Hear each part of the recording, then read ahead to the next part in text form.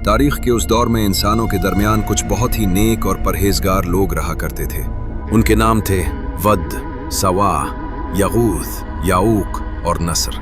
ये वो लोग थे जो अल्लाह का जिक्र करते और लोगों को भलाई की तरफ बुलाते, लेकिन हर नफ्स को मौत का मजा चखना है। जब ये पांचों नेक बंदे एक के बाद एक दुनिया से रुखसत हुए तो पूरी कौम गम से निढाल हो गई। इस मौके पर शैतान इंसानी शक्ल में आया और उसने एक चाल चली। उसने कहा, देखो ये नेक लोग चले गए, अब तुम नेकी कैसे याद रखोगे। उसने मशवरा दिया कि बस उनकी याद ताज़ा रखने के लिए उनके मुजस्समे बना लो, ताकि उन्हें देखकर तुम्हें अल्लाह की इबादत याद आए। लोगों को ये बात अच्छी लगी। उन्होंने मुजस्समे बनाए और हर मुजस्समे का नाम उन्हीं नेक लोगों पर रखा। मकसद सिर्फ याद दहानी था। शैतान बहुत सब्र वाला है। वो इंतजार करता रहा, यहां तक कि वो पूरी नस्ल खत्म हो गई जिसने ये मुजस्समे बनाए थे। जब नई नस्ल आई तो शैतान ने कहा, तुम्हारे बाप दादा इन पत्थरों को सिर्फ देखते नहीं थे बल्कि उनकी पूजा करते थे। यही तो उन्हें बारिश और रिज्क देते थे। और बस यहां से शैतान ने उन्हें धोखा दिया। इंसानों ने उन बेजान पत्थरों के आगे माथा टेक दिया। ये जमीन पर पहला शिर्क था। अल्लाह के साथ किसी को शरीक किया गया। इदरीस अलैहिस्सलाम के बाद अब दुनिया में कोई ला इलाहा इल्लल्लाह कहने वाला नहीं बचा था। इस घुप अंधेरे में अल्लाह ने नूह अलैहिस्सलाम को चुना। वो वाहिद शख्स थे जो उस वक्त सिर्फ अल्लाह की इबादत करते थे। ऐ मेरी कौम, अल्लाह की इबादत करो, उसके सिवा तुम्हारा कोई माबूद नहीं। मैं तुम्हें एक दर्दनाक दिन के अजाब से डराता हूँ। नूह अलैहिस्सलाम ने उन्हें दिन रात पुकारा, मगर वो जितना बुलाते लोग उतना ही भागते। उन्होंने अपनी उंगलियां कानों में ठूंस ली। ये तो बस हम जैसा एक आम आदमी है। अगर हमें मानना होता तो हम किसी फरिश्ते को मानते, इसे नहीं। 950 साल की मेहनत और नतीजा, सिर्फ चंद लोग ईमान लाए, वो जो मुआशरे में सबसे कमतर और गरीब समझे जाते थे। ऐ नूह, हम तेरी बात कैसे मान लें जबकि तेरे पीछे चलने वाले ये घटिया और कम अकल लोग हैं। उन्हें अपने पास से निकाल दे, फिर शायद हम सोचें। मैं इन मोमिनों को हरगिज नहीं निकाल सकता। अल्लाह की पकड़ से फिर मुझे कौन बचाएगा। जब दलील खत्म हो गई तो उन्होंने धमकियां शुरू कर दी। कहा, ए नूह, अगर तुम बाज ना आए तो हम तुम्हें संसार कर देंगे। वो उन्हें 950 साल समझाते रहे, घर घर जाकर, मजलिसों में जाकर, मगर वो उन्हें दीवाना और पागल कहते रहे। जब पानी सर से गुजर गया और अल्लाह ने बता दिया कि अब मजीद कोई ईमान नहीं लाएगा, तब नूह अलैहिस्सलाम का सब्र टूट गया। मेरे रब, जमीन पर बसने वाले इन काफरों में से अब किसी एक को भी जिंदा न छोड़।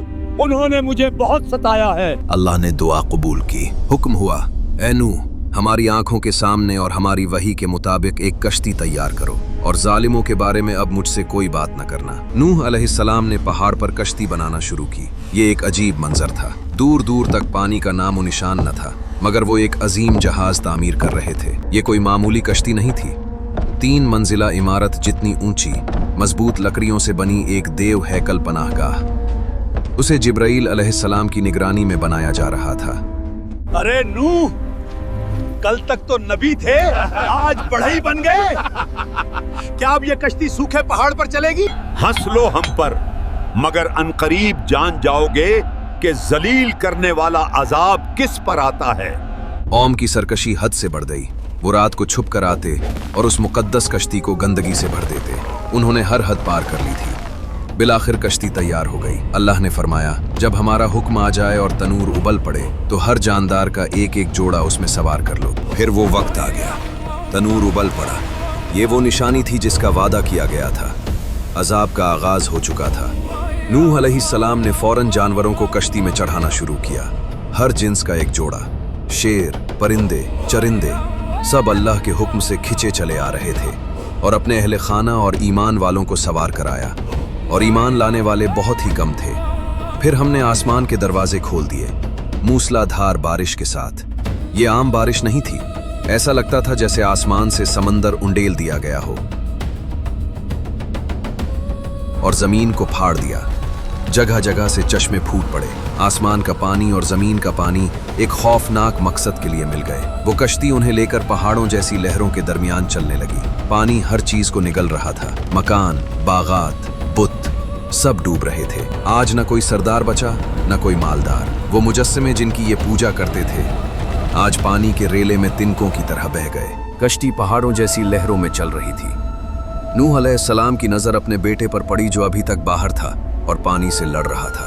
ऐ मेरे बेटे, हमारे साथ सवार हो जा और काफिरों का साथ न दे। मैं किसी ऊंचे पहाड़ पर पनाह ले लूंगा जो मुझे पानी से बचा लेगा। मुझे तुम्हारी कश्ती की जरूरत नहीं। आज अल्लाह के अमर से बचाने वाला कोई नहीं सिवाय उसके जिस पर वो रहम करे। अभी ये बात हो ही रही थी कि एक बड़ी लहर दोनों के दरमियान हायल हो गई और वो बेटा डूबने वालों में शामिल हो गया। ऐ मेरे रब, वो मेरा बेटा था, मगर तू ही बेहतरीन फैसला करने वाला है। अल्लाह ने फरमाया, ऐ नूह, वो तेरे अहल में से नहीं था, उसके अमल गैर साले थे। मुझसे इस चीज का सवाल न कर जिसका तुझे इल्म नहीं। नूह अलैहिस्सलाम फौरन समझ गए कि ईमान का रिश्ता खून के रिश्ते से बढ़कर है। उन्होंने अल्लाह से माफी मांगी। 6 महीने बाद हुक्म हुआ, ऐ जमीन अपना पानी निगल ले और ऐ आसमान थम जा। पानी खुश्क होना शुरू हो गया। दुनिया का नक्शा बदल चुका था। अब सिर्फ वो लोग जिंदा थे जो कश्ती में थे। नूह अलैहिस्सलाम ने हालात जानने के लिए एक परिंदा भेजा।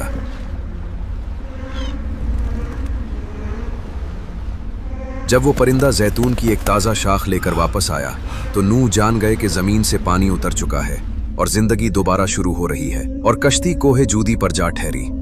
अल्लाह ने फरमाया, ऐ नूह, हमारी तरफ से सलामती और बरकतों के साथ उतर जाओ। वो एक नई दुनिया थी। पुरानी सरकश कौम का नामो निशान मिट चुका था। ये कश्ती क़यामत तक के लिए एक निशानी छोड़ दी गई और नूह अलैहिस्सलाम आदम सानी कहलाए, क्योंकि आज दुनिया में बसने वाला हर इंसान उन्हीं की नस्ल से है।